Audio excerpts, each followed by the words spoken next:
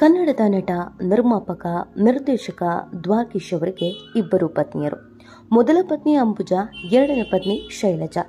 ಮೊದಲ ಪತ್ನಿ ಪ್ರಾಣಕ್ಕಿಂತ ಹೆಚ್ಚಾಗಿ ಪ್ರೀತಿಸಿದ್ರೂ ದ್ವಾರಕೀಶ್ ಎರಡನೇ ಮದುವೆ ಆದ್ರು. ಎರಡನೇ ಮದುವೆ ಆದಾಗ ಮೊದಲ ಪತ್ನಿ ಅಂಬುಜಾ ಏನಂತ ಹೇಳಿದ್ರು, ಎಲ್ಲಿದ್ರು, ಹೇಗೆ ಎರಡನೇ ಮದುವೆಗೆ ಒಪ್ಪಿಗೆ ಕೊಟ್ಟರು, ಅವರ ಸಂಸಾರ ಏನೆಲ್ಲ ಬಿರುಗಾಳಿಯನ್ನ ಎದುರಿಸಬೇಕಾಯಿತು, ಇದೆಲ್ಲದರ ಬಗ್ಗೆ ತುಂಬ ಜನಕ್ಕೆ ಮಾಹಿತಿ ಇಲ್ಲ. ತುಂಬ ಜನ ದ್ವಾರಕೀಶ್ ಸಾವಿನ ನಂತರ ಒಂದೊಳ್ಳೆ ವ್ಯಕ್ತಿತ್ವವನ್ನು ಕಳೆದುಕೊಂಡ್ವಿ ಅಂತ ಗೋಗರಿತಾ ಇದ್ದಾರೆ. ಅದರ ಜೊತೆಗೆ ದ್ವಾರಕೀಶ್ ಅವರ ವೈಯಕ್ತಿಕ ಜೀವನದ ಬಗ್ಗೆ ಹೀಗೆಲ್ಲ ಆಗಿತ್ತ ಅಂತ ಆಶ್ಚರ್ಯ ಪಡ್ತಾ ಇದ್ದಾರೆ. ಆ ಕಾರಣಕ್ಕಾಗಿ ದ್ವಾರಕೀಶ್ ಅವರ ಎರಡನೇ ಮದುವೆಯ ಪ್ರಸಂಗ ಹೇಗೆಲ್ಲ ನಡೀತು ಅನ್ನೋದನ್ನ ಈ ವಿಡಿಯೋದಲ್ಲಿ ಹೇಳ್ತೀವಿ. ಇಲ್ಲಿವರೆಗೂ ನಮ್ಮ ಚಾನೆಲ್ ಅನ್ನು ಸಬ್ಸ್ಕ್ರೈಬ್ ಮಾಡಿಲ್ಲ ಅಂದ್ರೆ ಈಗಲೇ ಸಬ್ಸ್ಕ್ರೈಬ್ ಮಾಡಿ. ಹೆಚ್ಚಿನ ಮಾಹಿತಿಗಾಗಿ ಬೆಲ್ ಐಕಾನ್ ಅನ್ನು ಪ್ರೆಸ್ ಮಾಡೋದನ್ನ ಮರಿಬೇಡಿ. ದ್ವಾರಕೀಶ್ ಕನ್ನಡದ ಕುಳ್ಳ ಅಂತಾನೆ ಜನಪ್ರಿಯತೆಯನ್ನ ಪಡೆದ ಸ್ಯಾಂಡಲ್ವುಡ್ನ ಖ್ಯಾತ ನಟ, ನಿರ್ದೇಶಕ, ನಿರ್ಮಾಪಕ ದ್ವಾರಕೀಶ್ ಅವರು ಬಹಳನೇ ಫೇಮಸ್ ಆಗಿದ್ರು. ಸಿನಿಮಾ ಅಂತ ಅಂದ್ರೇನೆ ಪ್ರೀತಿ, ಸಿನಿಮಾ ಅಂತ ಅಂದ್ರೇನೆ ಫ್ಯಾಷನ್. ಸಿನಿಮಾಕ್ಕಾಗಿ ಏನು ಬೇಕಾದರೂ ಮಾಡೋದಕ್ಕೆ ತಯಾರಿದ್ರು ನಟ ದ್ವಾರಕೀಶ್ ಅವರು. ಆ ಕಾರಣಕ್ಕಾಗಿಯೇ ಪ್ರಯೋಗಾತ್ಮಕ ಸಿನಿಮಾಗಳನ್ನ ಮಾಡಿ ಇವರ ಬ್ಯಾನರ್ನಲ್ಲಿ ಡಾಕ್ಟರ್ ರಾಜ್ಕುಮಾರ್ ಇಂದ ಹಿಡಿದು ಕಿಚ್ಚ ಸುದೀಪ್ ಅವ್ರಿಗೂ ಕೂಡ ಅಭಿನಯಿಸಿದ್ದಾರೆ ಅಂತ ಅಂದ್ರೆ ಅವರ ಸಿನಿಮಾ ಪ್ರೀತಿ ಎಷ್ಟು ಮಟ್ಟಿಗೆ ಇತ್ತು ಅನ್ನೋದನ್ನ ನಾವಿಲ್ಲಿ ಗಮನಿಸಬೇಕಾಗತ್ತೆ. ಡಬಲ್ ಮೀನಿಂಗ್ ಡೈಲಾಗ್ ಅನ್ನ ಹೇಳದೆ ಹಾಸ್ಯ ನಟನಾಗಿ ಎಲ್ಲರ ಮನಸ್ಸನ್ನ ಗೆದ್ದವರು ದ್ವಾರಕೀಶ್ ಅವರು. ಅದೆಂಥದ್ದೇ ಪಾತ್ರ ಆದ್ರೂ ಕೂಡ ಬಹಳ ಅದ್ಭುತವಾಗಿ ನಟಿಸ್ತಾ ಇದ್ದವರು ದ್ವಾರಕೀಶ್ ಅವರು. ಆ ಪಾತ್ರಕ್ಕೆ ಜೀವ ತುಂಬ್ತಾ ಇದ್ದವರು ದ್ವಾರಕೀಶ್ ಅವರು. ಒಂದು ಸಿನಿಮಾ ವಿದೇಶದಲ್ಲಿ ಶೂಟ್ ಆಗಬೇಕು ಅನ್ನುವಂತ ಕಾರಣಕ್ಕೆ ಆಗಿನ ಕಾಲದಲ್ಲಿಗೆ ಆಫ್ರಿಕಾಗೆ ಹೋಗಿ ಸಿನಿಮಾವನ್ನ ಶೂಟಿಂಗ್ ಮಾಡಿ ಮುಗಿಸಿಕೊಂಡು ಬಂದಂತ ದೊಡ್ಡ ನಿರ್ಮಾಪಕ ಅನ್ನುವಂತ ಹೆಗ್ಗಳಿಕೆಗೆ ಪಾತ್ರವಾದವರು ದ್ವಾರಕೀಶ್. ಸೊ ದ್ವಾರಕೀಶ್ ಅವರು ಸಿನಿಮಾಗಳ ವಿಚಾರದಲ್ಲಿ ಮಾಡದಂತ ಪ್ರಯೋಗಗಳೇ ಇಲ್ಲ. ಇದರಿಂದ ಅನೇಕ ಕಷ್ಟಗಳನ್ನ ಅನುಭವಿಸಿದ್ದೂ ಇದೆ, ಸುಖವನ್ನ ಅನುಭವಿಸಿದ್ದೂ ಇದೆ. ಬರೋಬ್ಬರಿ 10 ಮನೆಗಳನ್ನ ಮಾರಾಟ ಮಾಡಿ ಏನೂ ಇಲ್ಲದಂತ ಪರಿಸ್ಥಿತಿಗೆ ಬಂದಿದ್ದು ಇದೆ. ಕೋಟಿ ಕೋಟಿ ಸಂಪಾದನೆ ಮಾಡಿ ದೊಡ್ಡ ನಿರ್ಮಾಪಕನಾಗಿದ್ದು ಕೂಡ ಇದೆ. ಒಟ್ಟಿನಲ್ಲಿ ದ್ವಾರಕೀಶ್ ಅವರ ಲೈಫ್ ಬಹಳಷ್ಟು ಅಪ್ಸ್ ಅಂಡ್ ಡೌನ್ಸ್ ಅನ್ನ ಕಂಡಿದೆ ಅಂತ ಹೇಳಿದ್ರೆ ತಪ್ಪಾಗ್ಲಿಕ್ಕಿಲ್ಲ. ಎಂತ ದ್ವಾರಕೀಶ್ ಅವರು ಜೀವನದಲ್ಲಿ ಎಡವಿ ಬಿಟ್ಟಿದ್ರು. ಅದು ಮೊದಲ ಪತ್ನಿ ಇದ್ದಾಗಲೇ ಇನ್ನೊಂದು ಮದುವೆ ಆಗಿದ್ದು. ಹೌದು, ಚಿತ್ರರಂಗಕ್ಕೆ ಕಾಲಿಡುವ ಮುನ್ನವೇ ಅಂಬುಜಾ ಅವರನ್ನ ದ್ವಾರಕೀಶ್ ಪ್ರೀತಿಸಿ ಮದುವೆ ಆಗಿದ್ರು. ಚಿತ್ರದುರ್ಗ ಮೂಲದ ಅಂಬುಜಾ ಚೆನ್ನಾಗಿ ಓದ್ಕೊಂಡಿದ್ದಂತ ಮಹಿಳೆ. ಆ ಕಾಲಕ್ಕೇನೆ MSc ವ್ಯಾಸಂಗ ಮಾಡಿದ್ದ ಅಂಬುಜಾ ಕಾಲೇಜು ಒಂದರಲ್ಲಿ ಲೆಕ್ಚರರ್ ಆಗಿದ್ರು.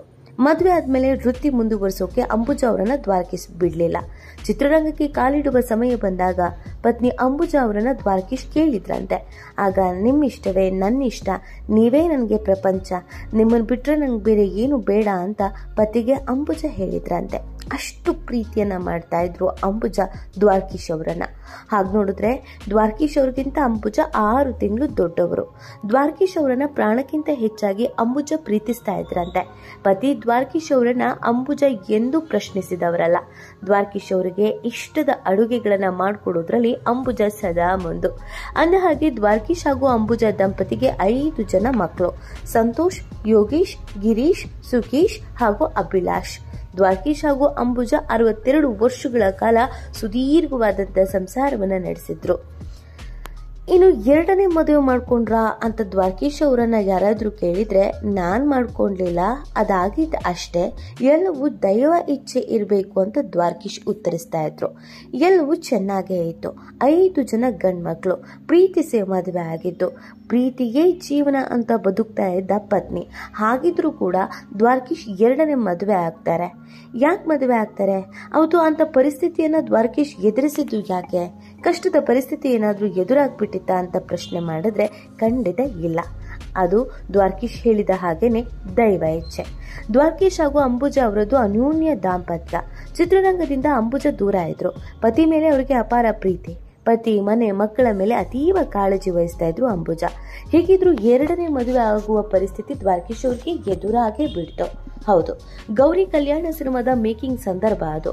ಆ ವೇಳೆ ತನ್ನ ಅಕ್ಕನ ಮಗಳಿಗೆ ಸಿನಿಮಾದಲ್ಲಿ ಚಾನ್ಸ್ ಕೊಡಿ ಅಂತ ಕೇಳೋಕೆ ದ್ವಾರಕೀಶ್ ಅವರನ್ನ ಭೇಟಿಯಾದ್ರು ಶೈಲಜಾ.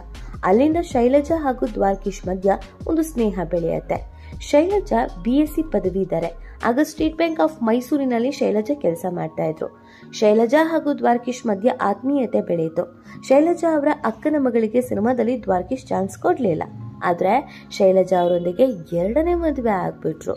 ಹೌದು, ಶೈಲಜಾ ವಿಷಯವನ್ನ ದ್ವಾರಕೀಶ್ ಪ್ರಸ್ತಾಪ ಮಾಡಿದಾಗ ನಿಮಗೆ ಯಾರಿಷ್ಟನೋ ಅವರೇ ನಂಗೂ ಇಷ್ಟ ಅಂತ ಅಂಬುಜಾ ಹೇಳ್ಬಿಟ್ರು. ಆದ್ರೆ ಯಾವತ್ತು ನೀವ್ಯಾಕೆ ಹೀಗೆ ಮಾಡಿದ್ರಿ, ನನಗೆ ಮೋಸ ಮಾಡಿದ್ರಿ, ನನಗೆ ಅನ್ಯಾಯ ಮಾಡಿದ್ರಿ, ನಿಮ್ಮನ್ನ ನಂಬ್ಕೊಂಡಿದ್ದೆ, ನೀವೇ ಸರ್ವಸ್ವ ಆಗಿದ್ರಿ, ಆದ್ರೆ ನೀವು ಬಹುದೊಡ್ಡ ಮೋಸ ಮಾಡಿದ್ರಿ ಅಂತ ಅಂಬುಜಾ ಹೇಳಲೇ ಇಲ್ಲ. ಆದ್ರೆ ಅಂಬುಜಾ ಮಾತ್ರ ದ್ವಾರಕೀಶ್ ಅವರ 2ನೇ ಮದುವೆಯಿಂದ ತೀರಾ ನೋವನ್ನ ಅನುಭವಿಸಿದ್ರಂತೆ, ತುಂಬಾನೇ ಹರ್ಟ್ ಆಗಿದ್ರಂತೆ, ಯಾವತ್ತು ಯಾರ ಹತ್ರನೂ ಹೇಳ್ಕೊಳ್ತಾ ಇರ್ಲಿಲ್ವಂತೆ, ಸೈಲೆಂಟ್ ಆಗಿಬಿಟ್ಟಿದ್ರಂತೆ. ಇದು ದ್ವಾರಕೀಶ್ ಅವ್ರಿಗೆ ಇನ್ನಿಲ್ಲದಂಥ ನೋವನ್ನು ತಂದಿತ್ತು. ಏಪ್ರಿಲ್ 16, 2021 ಅಂಬುಜಾ ಸಾವನ್ನಪ್ತಾರೆ. ಅಂದರೆ ಮೊದಲ ಪತ್ನಿ ಸತ್ತ ಬಳಿಕ ದ್ವಾರಕೀಶ್ ಅವರು ಅತೀವವಾಗಿ ಒಂಟಿತನವನ್ನು ಅನುಭವಿಸೋಕ್ಕೆ ಶುರು ಮಾಡ್ತಾರೆ. ಅಂಬುಜಾರನ್ನ ದಿನಕ್ಕೆ 100 ಬಾರಿ ನೆನಪಿಸ್ಕೊಳ್ತಾ ಇದ್ದ ದ್ವಾರಕೀಶ್ ಅವ್ರಿಗೆ ಅಂಬುಜಾ ಹೋದ್ಮೇಲೆ ನಾನು ಹೋಗ್ಬಿಡ್ಬೇಕು ಅಂತ ಅನಿಸಿತ್ತು.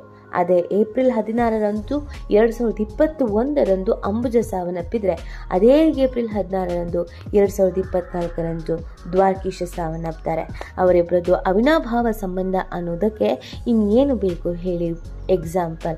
ಒಟ್ನಲ್ಲಿ ದ್ವಾರಕೀಶ್ ಅವರ ಜೀವನ ಮಾತ್ರ ಎಲ್ಲರಿಗೂ ಮಾದರಿ. ವೈಯಕ್ತಿಕ ಜೀವನ ಹಾದಿ ತಪ್ಪಿದ್ರು ಅದನ್ನ